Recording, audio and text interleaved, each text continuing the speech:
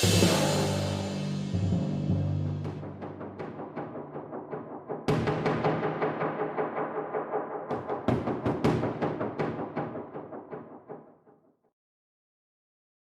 day everybody, Access Crusher from Battlestations BSmodHQ. This is the third part of the Battlestation specific modding tutorial. In this part we're going to look at modding the stats of units, weapons and ammunition. So let's get started. The first thing you obviously need is the BSP Ripper. Now in your main installation directory for Battlestation specific, you're going to basically modify these three inbox I'm highlighting right here. I don't have them in the stock configuration now. I'll show you an example from the core unchanged files. Let me just get that open for you.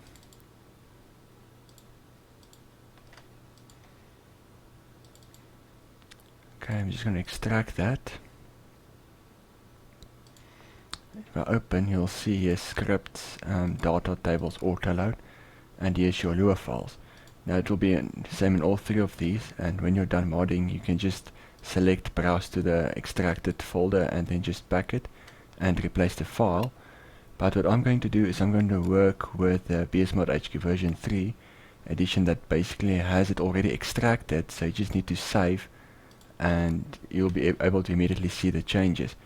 We're going to look at these three files here. Okay, and this is where this Notepad++ comes in quite handy. If you fold everything, you'll see all the classes are nicely grouped together. So it makes it a lot easier than just a bunch of text from Notepad. I'm going to start with, let me find one, this Fletcher. So let's just take a look at the layout of the Fletcher. Let me just find it quickly.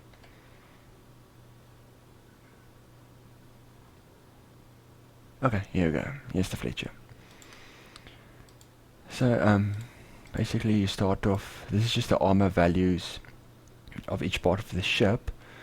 This is basically the amount of damage each part of the armor can resist. So if a weapon can do 49 damage, it won't damage the ship at all, the armor will block it. This part at 75, for example, if your gun does 80 damage, it will penetrate the armor and do damage. This is just the physical armor parts. This is the overall armor of the ship. Now power particles, power waves, that's just pretty much what it says. We're not going to look into that too much. Capture power is the amount of power it has to capture headquarters when it, or supply base when it's in a range. That's why you don't just need landing ships. You can also use any ship to capture. This will affect how rapidly a ship captures a base. This is for ships colliding with each other. Damage doesn't work for some reason, so we're not going to deal with that. Cost is the cost in command points per unit. Let's see what else. HP, that's the physical health of the unit, how much points it has on health. Mass will affect how the ship basically moves on waves. So a ship with a low mass will be affected quite greatly by waves, with a ship with a high mass will obviously tolerate waves a lot more and just be a bit more stable. This is the rate of acceleration of the ship. The higher that number is, the higher it will reach its top speed, and also with deceleration. Max speed, that is the maximum speed the ship can travel at. This value here is in meters per second, and obviously in the game it's not. So if you want the ship to do 40 knots like the Fletcher, this is the amount in meters per second that you have to put in. This is the amount of torpedoes the ship can carry. This is the model file of the ship. So if you want to create a duplicate ship that will handle at a later point, we'll change these. That's the name of the ship. It reads this from a language file inside the game. So you can change that if you want to, but you can keep it for that right now.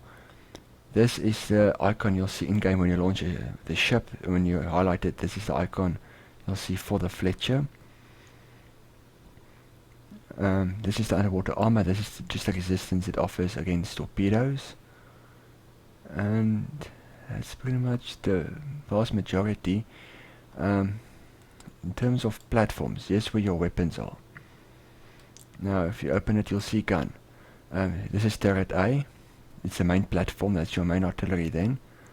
Rest angles, this is the radians in which the angle of the gun is pointed when it's not in use. So the first value is its horizontal, and the second value is its vertical positioning when the gun is stationary. Windows is the window basically in which the gun can fire, else you might have a gun in the middle of the ship that can fire 360 degrees. This is just the limitations in to what angles the gun can fire. Now this gun part here is the actual weapon. Now this is where you go to device classes, and device class 15 you'll see will be the actual turret for the Fletcher main gun. Under bullet you'll see the physical bullet, which will be 15, and that's where you get it. In bullet classes we actually have the type of ammunition. I just want to point out a few things as well. I'm going to pull out a unit that's unlockable, such as the Atlanta. Oh, spelling there. Okay, let's just get the Atlanta quickly. Okay, here's the Atlanta. It's an unlockable unit, so you'll see it has that value there. Unlock means it's an unlockable unit. This is the conditions that has to be met for the ship to be unlocked. So if you remove that, it will be unlocked as default. And you'll see here's that type of ship as well. It tells you it's a cruiser. And then if I'm not mistaken, there's another part that tells it actually it's a light cruiser. I think that's actually under the heavy cruiser. So let's get to Northampton.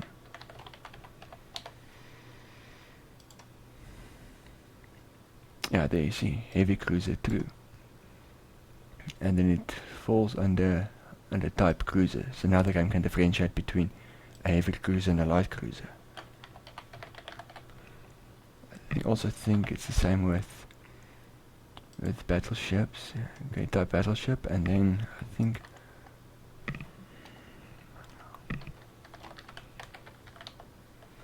and then for battle cruisers like the Renown, you also have the battle cruiser that you have to set to true to make it a battle cruiser. Okay, under device classes now, this is the actual weapon. You'll see for something like a Fletcher, because it's a dual purpose, it will have two different ammunition. So let's start with armor is just a standard resistance. The bullet.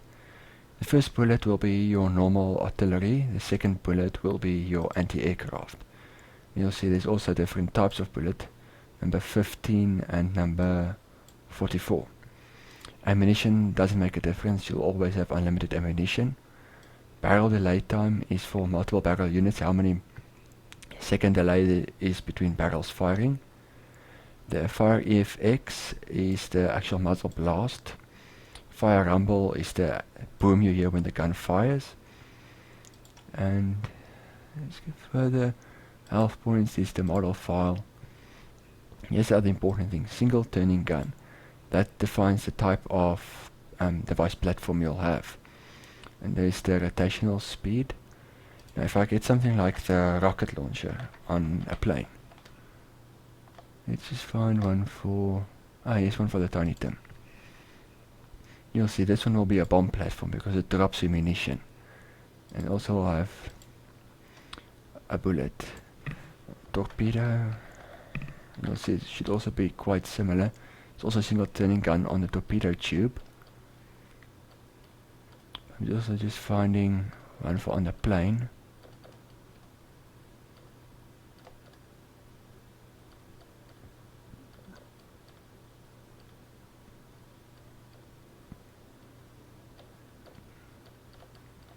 And this game's got a lot of torpedo tubes.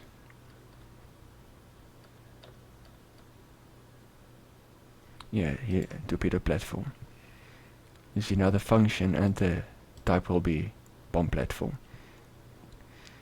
Now, if you go to bullets, for example, here we are the Fletcher 5-inch artillery.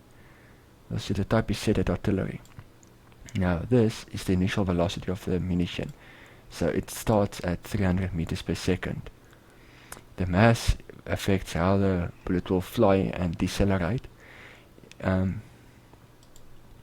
Blast is if when the round explodes, the maximum and minimum damage as well as the radius of the explosion. This part here is the maximum minimum damage a round can do when it impacts, on direct impact. These are just the effects when the round explodes. This tells the game if the round must go through water or if it must explode when it hits the water. Now we want to get the Fletcher flag, because there's something a bit different about that. Or any other flag. Oh yes, the Atlanta flag. You'll see radar, that means the round can be aimed by pointing at the target.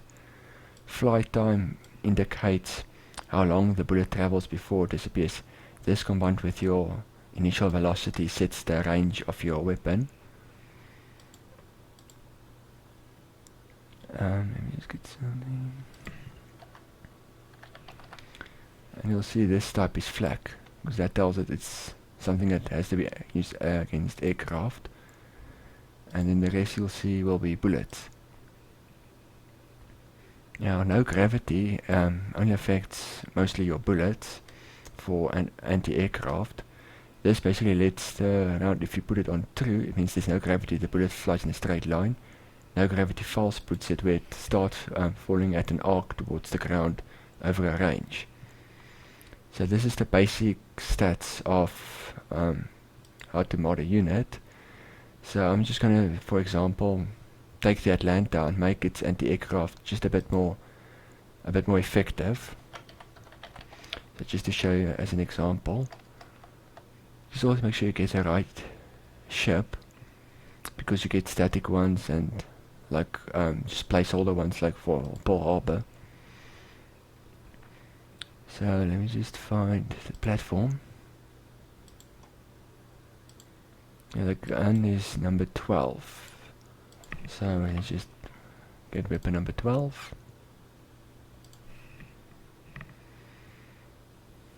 And obviously there will be 2 bullets, but I'm concerned about second one for the flak. And you'll see also the function now is light artillery flak. So you'll get light artillery, heavy artillery, light artillery flak, and then this bomb platform. And then there's other ones as well, but we're not going to deal with that too much right now. So see there's 1 second delay time between barrels firing, so it will be fire one barrel, 1 second, fire the second barrel. So if you make the 0.1, it will fire each barrel within a tenth of a second from each other. Reload time is how long it takes for a barrel to reload. So if you make this 1, you'll pretty much every second you'll be able to fire one of the barrels.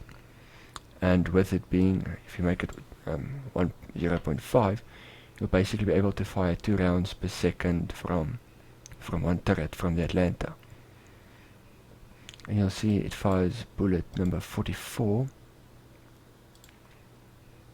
And then you can increase the damage the blast makes, also the range. And then we also see here's a minimum range. That means this weapon can't fire less than 200 meters.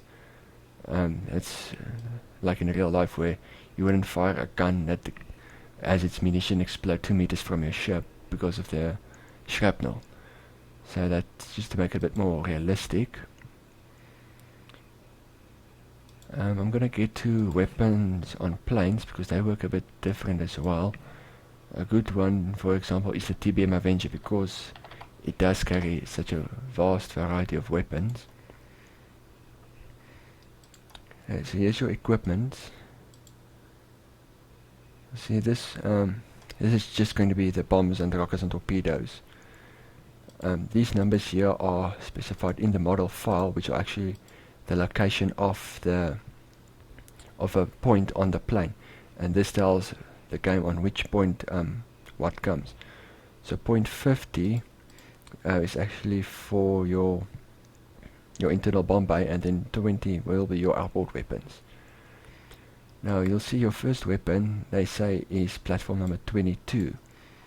So if you go look at that, platform 22, that's for your Tiny Tim.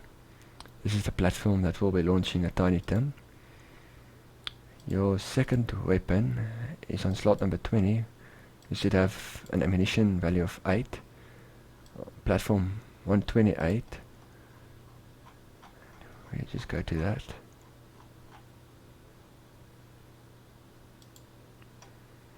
So this is for the 5-inch 8-fire rocket. And then the third weapon you'll carry is weapon number 16.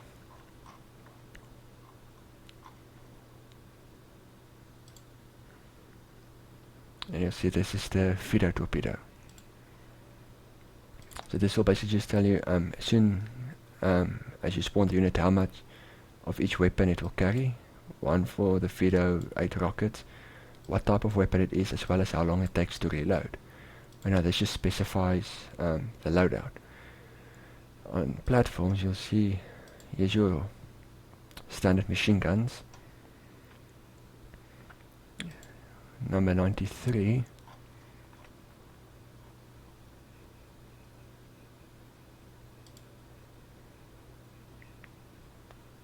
You'll see that it's just a standard fixed slave gun. So that is one of the machine guns that fire forward, and that is, you'll see it doesn't have a lot of window to fire because it's a forward firing weapon, so there's no firing windows. And that's the convergence. So if you have your wing mounted weapons at what range does the bullets converge? Second one is the same. The third one I think is the tail gun. Yes, that's the top turret, and this one will be the bottom turret. Alright, here you'll see all the weapon slots. Usually it starts in sequence. If you usually see sequence 20, 21, 22, 23, that's for your rockets. So you'll see there's for 1, 2, 3, 4, 5, 6, 7, 8. That's for your 8 rockets. That gets declared a bit different. You'll see they sorry, wrong one. There. Under the first one they'll declare the type of weapon, which is 128, which is the 5-inch H-file. They'll give it the name of Rocket 1, and they'll just set it like that. And then the subsequent ones will just be called R2, but they don't specify the gun type because it's already specified for the first one, because you already have it on equipment. So that will just keep going until you get to Rocket 8. And number 50, you'll see, yes, for the standard, the feeder and all that. So you see number 22, because it's one bomb bay, it's one position, but it can carry numerous types of weapons. You see that's the Tiny Tim. Number 16 is the feeder, and 154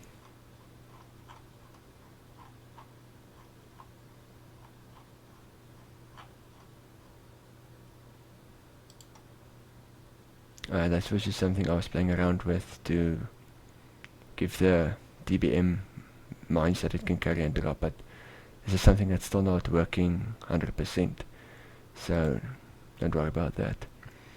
So you can see now, you'll see on slot 50 you've got the 2 weapons it can drop. Race is just the country it belongs to, recon class. That's something you can specify. Let me just get that file open for you.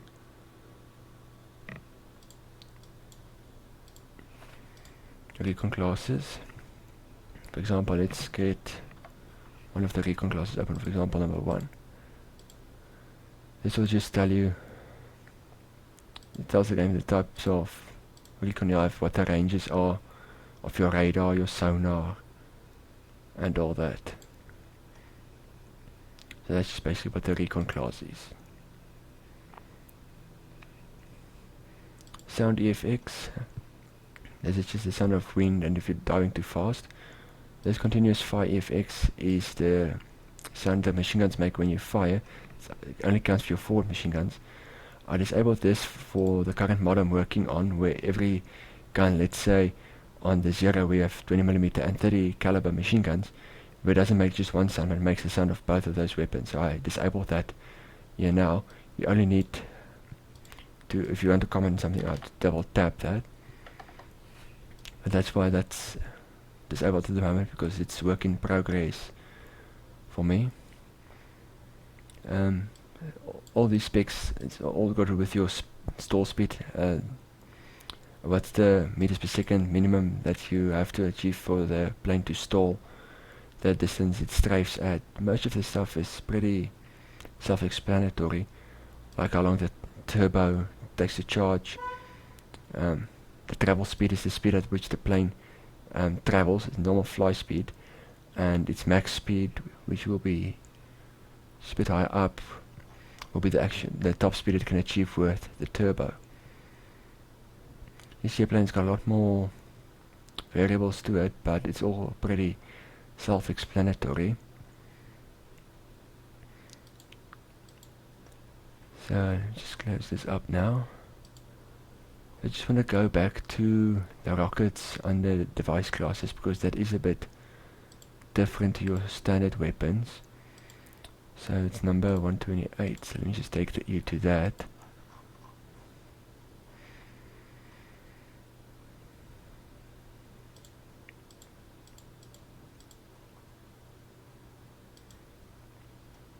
Okay, so you see, it's got the bullet now to fire bullet number 8, which is your standard HVAR rocket. Flight time is how long the rocket will burn before it explodes. Ignition delay, this is what you'll see on the tiny term where you drop it and it takes a second before the rocket motor ignites. The rocket doesn't start at any velocity, that's the maximum velocity it can travel. This is the tracer, basically.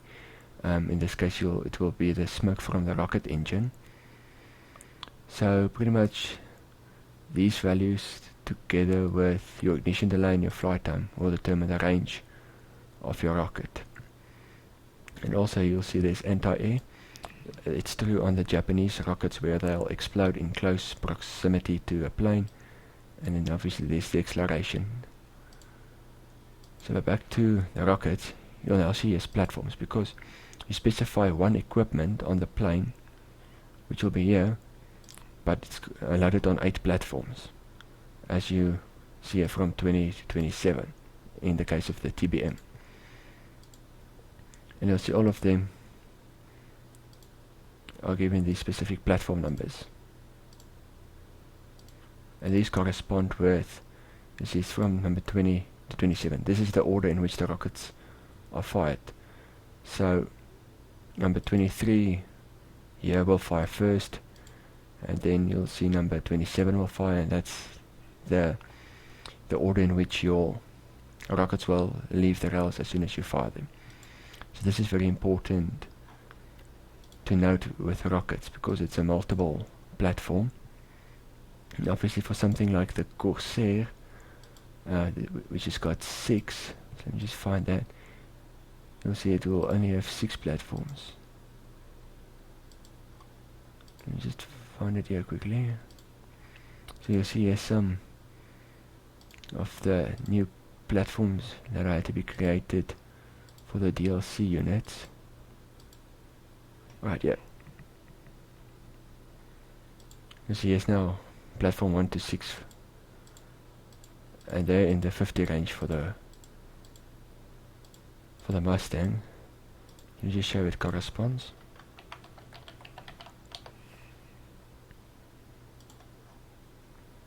You see how I named the Mustang here, because there's no obvious built-in naming for the Mustang. So if I just go to the equipment, you see there's the 6 rockets, platform 208, so platform number 52. So if I go to platforms, you'll see it starts from 50 to 57. This is actually a script I got from the MPKG file. Here it starts the 50 and 51 will be bombs. That's number 80, that's just standard bombs. And from number 52 to 57, you'll see it's the rockets.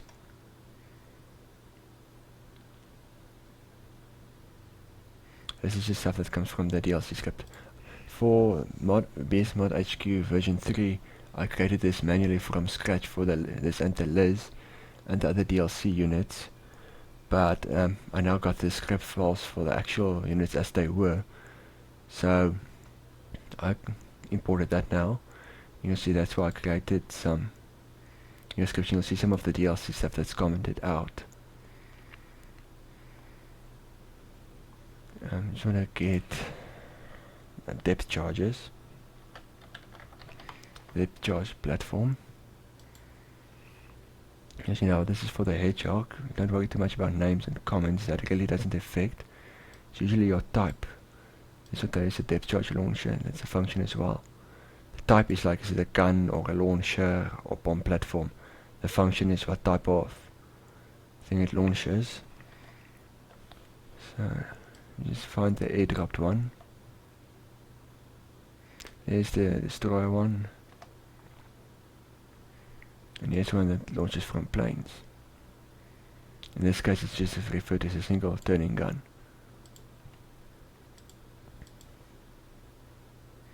Something interesting to note about the null is you'll see it shows only 6 bombs when you fly, but it actually drops 12. And I'll show you how they achieved that.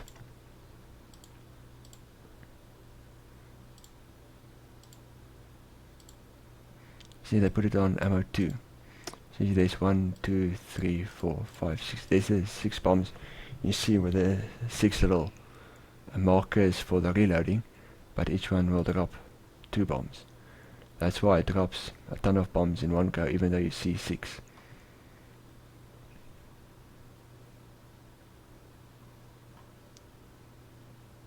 You see, here's the type. Here is level bomber. So you basically just have to play around. You'll have to compare things. So if you want to create another bomber, you'll have to. Usually, first time I created the list, I used the B29 as the base for it, and then just use it from there. Everything uses a very general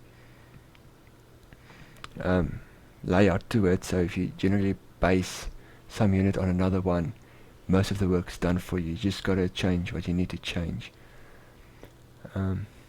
Another thing I just missed was the glide rate. That's the ratio for every meter you go forward, how many meters you drop. So at the moment, for every meter you glide forward, you drop 1 meter. So if you make that smaller, you'll be able to glide further, because for every meter you go forward, you're going to drop less than a meter. And here's just the part animations and all that stuff. We're not going to deal that much with it. This is just an overall summary of the stats and how to modify that on units. So you can get started with modding, and because the second continuation of this part will deal with unit modding. We'll be able to create a new unit from an existing one, what they call a duplicate unit, such as the Torpedo Sumner or the Lupus class and the Porter class. We'll take an existing unit and you modify it into a totally new unit. So we'll deal with that in the next installment of this series. But for now, you can just play around with all of this. Just remember to make backup of your files, because obviously if you make a mistake and you don't know where it is and you need to revert, you don't have to start again from scratch. So now if you just save whatever changes you've made, and just if you need to back the new impact files, you can do that. Else you just click save. If you have it in the BSmodHQ version 3 layout, you can just click save and you can just reload the map with the unit and see how it performs. So that's it for now, and then I hope to make the next video soon so I can show you how to make a duplicate unit, and then we'll take it from there. And then the next one will be some basic MMOD modding, the model file. It's not going to be in depth on creating new units, but it's going to work on the textures and some of the naming. So then I'll see you then, and good luck with the modding.